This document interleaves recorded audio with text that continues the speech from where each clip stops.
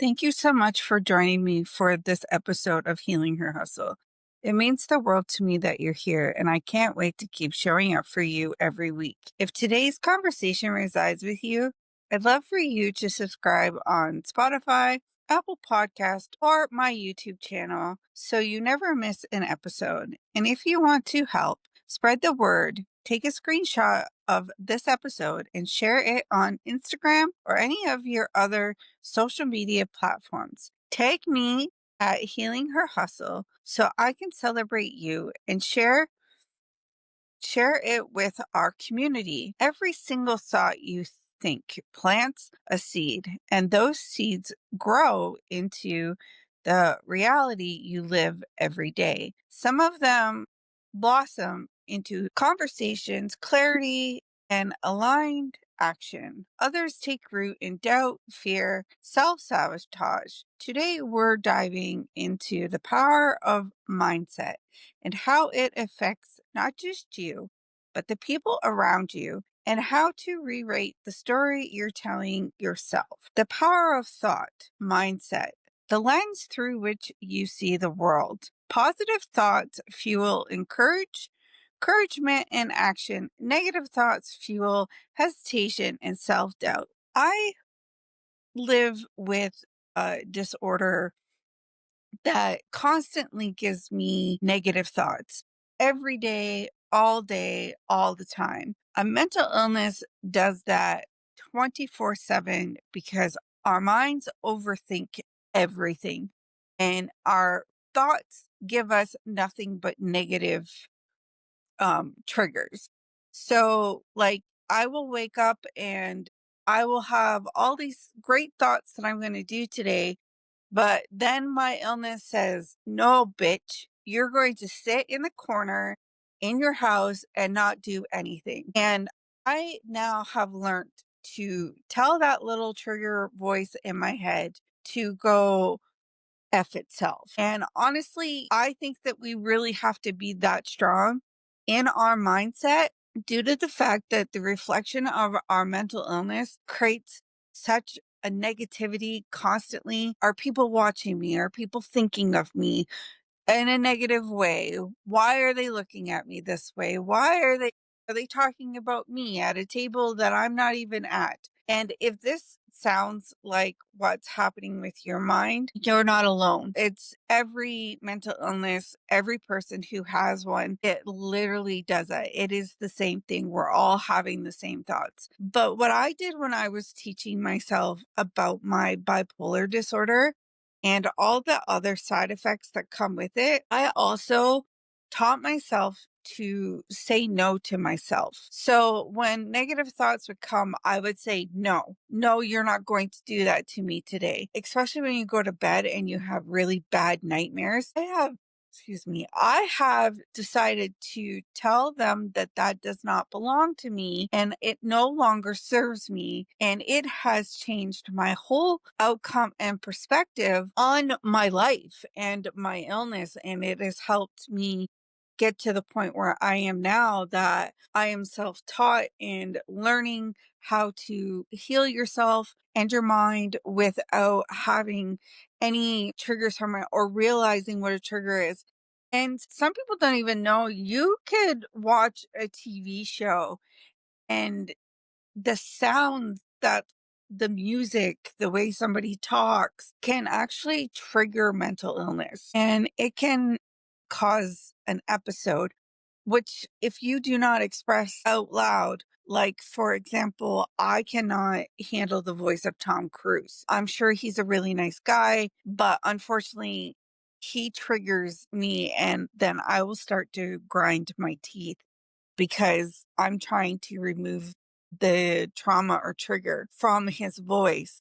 So I choose to ignore watching anything that he's in because then what will happen is I will wind up getting a headache or my body will get tired because of the trauma for some reason that he is bringing towards me, and I will find a way to find myself out of that. And my personal reflection is that I can speak up for myself now. It's not about what's what they're saying. It is about how it's making me feel in the moment, because that person will be able to get over it.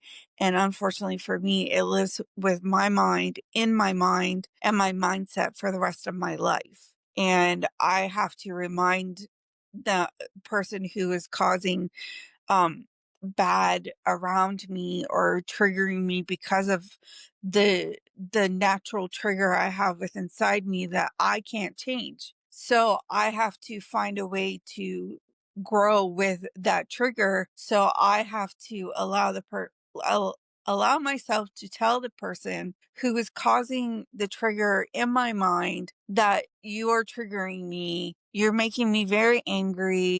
You're becoming very aggressive for no reason, and it has nothing to do with me, but because of the words that you're saying, you're literally saying it at me instead of having a conversation with me. So for example, my husband, he will get upset. He is upset right now of what is happening in the world. We both are.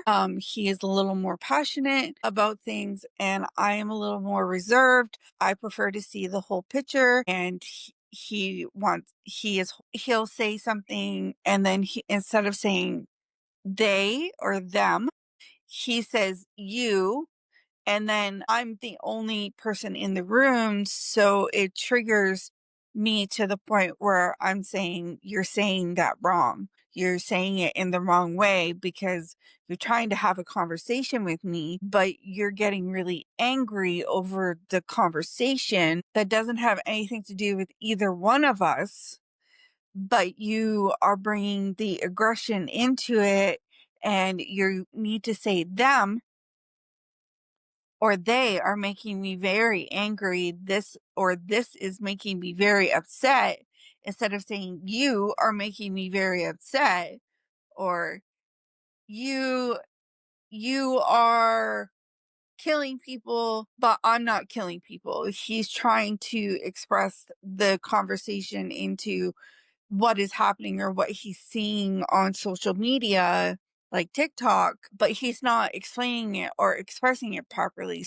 So, because of my mental illness and the trigger that comes with it, which is just something that you can't get rid of, it's not going anywhere, but you can take your mindset and you can allow yourself to be open enough, which totally changes your brain outcome, that it is not you, it is the way that they are expressing their need to express their feelings, but because your feelings are stronger, theirs are not being validated. So what it's happening is it's creating a negative ion back and forth to both each other's mindsets and brains. And if we, as people who do live with a mental illness, that it will help us to rebrain our mindset into showing people that we express differently and that it's okay for us to express differently. And that's how they learn and they get educated on what our illness is. And then they will start to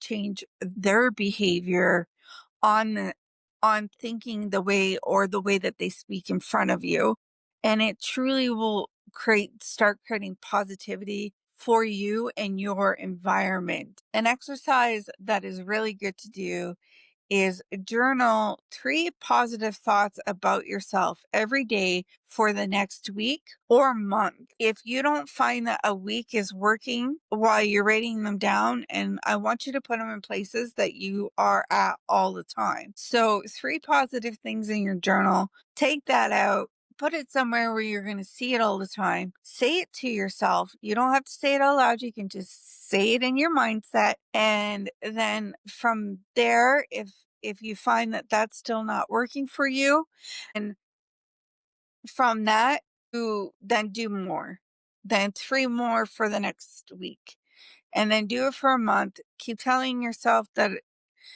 you are working on a positive mindset, and you will find yourself moving forward in positivity instead of negativity.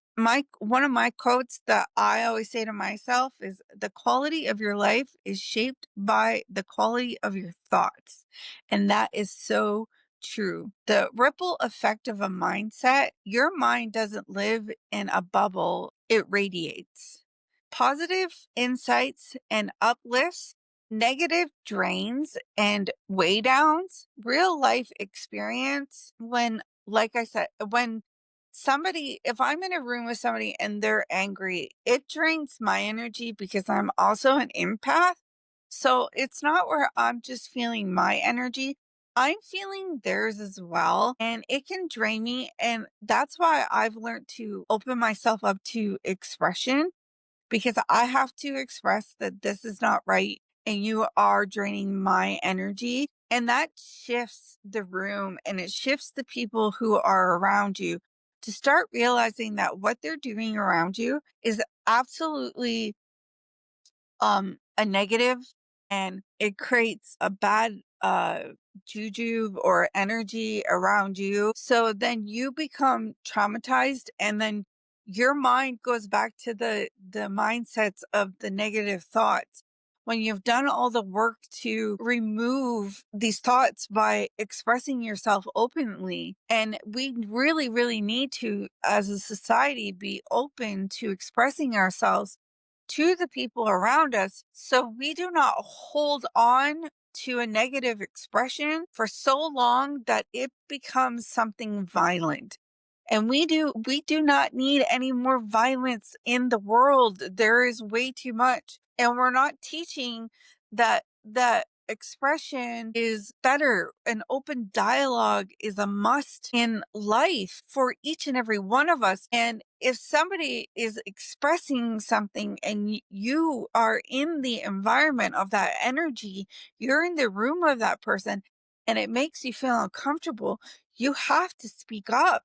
Because if you don't speak up, then they think that what they're doing is okay and that expression is not okay.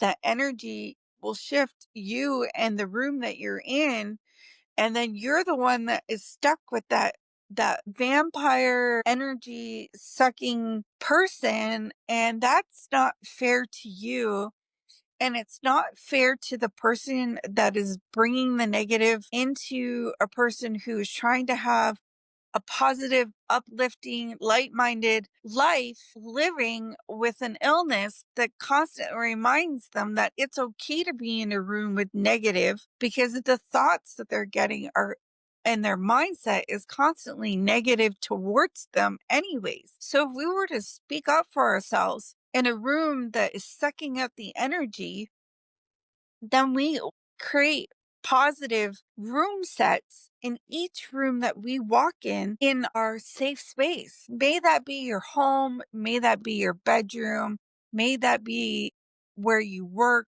or what you're doing in your life as a living. If you change the negative outcomes around you and in your mind, then what you do is you start removing the negative that is constantly trying to suck your mindset, trying to suck the energy out of your mind. And you have to speak up for that.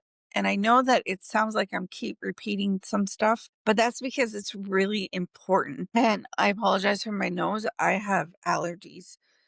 But if you challenge the people around you to do better around you, then you create better challenges for positivity to come into your environment, your life, your energy, and it will bring in intentional energy into you, your business, your relationship, and your community. Ask people, bring a little bit of arrogance out and ask people, how do people feel after being around you?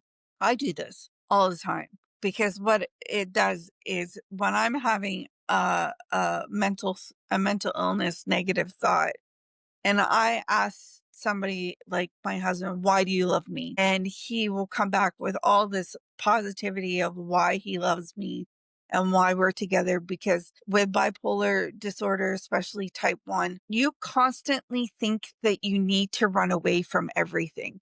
You need to run away from trying to start a business or create a business. You're supposed to run away from relationships, friendships, your community. It tells you you don't have to go do yoga today. You don't have to do that task in your business today. You don't have to be in this relationship. There's a way out. Just run. And I'm trying to change that because it is a constant thought of wanting to run due to the trauma that happened to me as I was growing up. As being a biker's child, when my parents would get into a fight, my dad would leave, and because it got physical, and he would run to his girlfriend's house. And from that, that's what I learned. And then he would come back, or my mom would bring him back, and then it would be the same thing again. It would be the honeymoon stage. They were lovey-dovey and always together, and then it would be his biker buddies would come around, and it would be a party every weekend, and, it was great for the kids. Biker parties are like something else. They are so much fun, honestly. But the thing is at the end of the night, there's always a fight. And now it's time to take take that mindset away and remove the trauma of constantly feeling like you need to run, and yourself to say, I'm happy here. And if you are in a room with energy where it's a fight at the end of the night, it is not proper for you or your mindset to even be in that environment. Your mindset is courageous. Make it something worth catching. That is a really good statement, isn't it? Like, we just allow our mindset to go to this negative place all the time. But we need to encourage us and our minds to catch something that's worth catching. And, with everything that is happening, I know it's really hard now. It's scary and fearful. But if we just reset our minds and we speak up on how we're feeling, and if we're in a room of people who are telling us that how we are feeling is wrong, then we are not in the right room. And that energy is constantly going to come back even stronger, and is going to affect you even stronger than what it is at the moment, at the time. Rewriting your mindset story. Many limited beliefs come from old wounds, past failures, or other people's voices. Are you a victim, or are you empowered mindset? One keeps you stuck, the other creates growth. I was allowing my so-called village to take advantage of me because that village never taught me to be properly self-minded, self-care, self-taken care of. I was already taking care of two other people at the age of 2 and up because of the lifestyle that other people around me were choosing to have me grow up in. And with that, it created so much negativity that I was repeating it over and over again, including even to my own children. I was projecting the same because because my so-called village was when I was pregnant with my oldest, and I said, I'm never going to spank my child. I'm never going to do that. And my village, well, then they'll grow up to be a brat. And then here we are. I followed what my village was giving me, the advice that they were giving me, and here we are now. And I have a grandchild that doesn't even know my name, doesn't even know that I exist. So allowing the people around you because of their past wounds will only create future failures for you and your future children. And if you are listening to this and your children are young now, do not allow the people around you to make the decisions you want to make for your children. Your child's a baby and you want to just hold on to that baby all the time. do it. If you want to feed them more because you have that feeling that your baby needs more food, do it. Or less, whatever you feel as the parent that needs to be done for your child, do it. Do not listen to those other people because they have beliefs that no longer exist and are not a part of your future, because your future is strong, and they're going to find all the negative ways to give you negative mindset to go with when that is not your journey and it's not your future, it's theirs. And because they've already grown past that, that is them, not you. And I wish this one thing, I wish doctors would tell you why you were pregnant with your child. Now, I didn't even find out about this till my children were already 14. You do not have to stress over them eating 3 meals a day. As long as your child is getting a lot of fueled, like drinks. I apologize. I don't know why that came out that way. As long as your children are drinking all through the day and are snacking, they do not have to have 3 meals a day, because you are still feeding them. You are still keeping them dehydrated.